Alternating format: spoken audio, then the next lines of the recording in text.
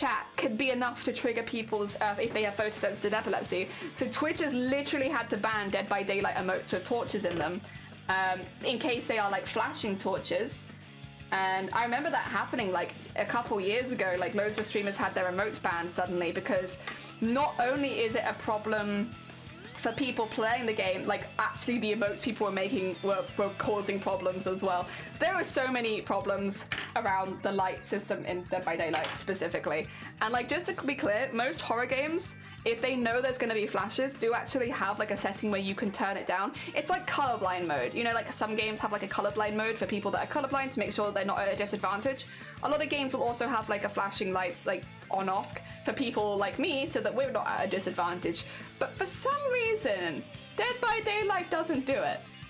And like, it wouldn't be difficult. Like, just to be clear, you could have the screen go black. You don't need to get rid of torches. Just instead of having the stream flashing white, just have it fade to black or something.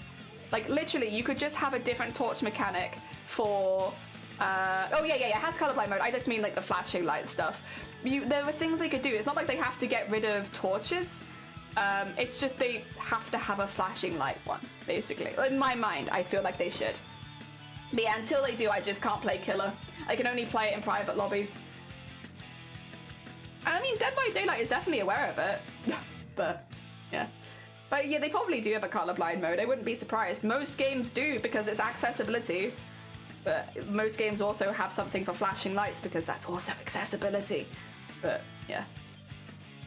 Yeah. But I don't need colorblind mode, personally. But somebody else does, and I'm glad they have it for them. I need the torches to have a flashing light mode, which is suitable for people with flashing light disorders. Yeah. So that's part of the reason I stopped playing it on stream, to be honest, was because like, well, I can only experience half of the game, and like, I would love to play as a killer more. Yeah. How does the condition affect me in everyday life? Do you really want to know? Do we want to have a whole discussion about disability right now? We can. But like, I don't want to feel like you have to talk about it if you're not interested in it. Like, I wouldn't blame you. It's not exciting. But I can tell you, when I was 19, 20 years old, I had an inner ear infection that lasted about 1.5 years in total. I just could not recover from it. Like, even after antibiotics, after like getting it diagnosed, it was really, really difficult for me to fix it. Due to having an infection that like grew and lasted for so long in my inner ear, I've completely lost the balance on one side of my head, basically. So I had to go through vestibular rehabilitation twice, which is basically learning how to walk when your balance no longer works because it is permanently damaged. If you do, there's like light tests you can do on your eyes basically that see if your eyes are lining up, and mine no longer line up.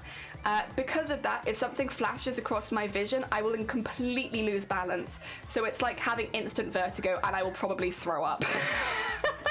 So if you're interested in the immediate reaction, I will have a huge wave of vertigo after a flashing light and probably vomit.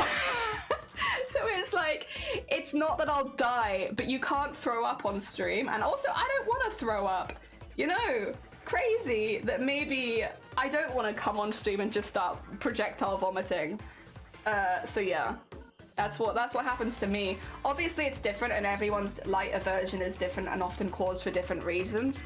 Like a big one is of course photosensitive epilepsy. That is one of the most dangerous ones because that can cause you to have a full-on seizure. And depending on the types of seizures you have, those can be very, very dangerous. You can hit your head, stuff like that. Other reasons that people can have light sensitivity are more like autism and stuff like that, where it can be very overstimulating and make it difficult for people to continue playing the game. There's a lot of different reasons people can have light sensitivity issues. My one is pretty unusual, but not entirely. It's basically like if you've had any damage to your head or the inside of your ear, this is a symptom that you could start dealing with. I've had both, but mainly mine is caused by not any of the head damage and not migraines. Although flashing lights do give me migraines, it's not nearly as instant as the issues I have with vertigo. Yeah, so it does affect my migraines, but not in the same like instant kind of straight away. Like if I see flashing lights, I might have a migraine later that day. But the main issue is the instant reaction, which is I will just collapse and vomit probably. because I'll lose my balance and it makes me really, really sick. It's really fun. You can't go outdoors then? Yes, what? Not at night, but yeah, like I can go outdoors. Like, okay, here's the thing, Joe. If somebody comes up to me and flashes a light in my face, you know that's illegal, right? You know that's actually illegal to do that to people. So like, yeah, no, I can go outside because the only people that would be going out of their way to trigger a response like that in me are literally breaking the law. Like, you can't do that to people. You can't go up to them and flash lights in their faces. That is quite literally against the law. So yes, I can go outside as long as there aren't hundreds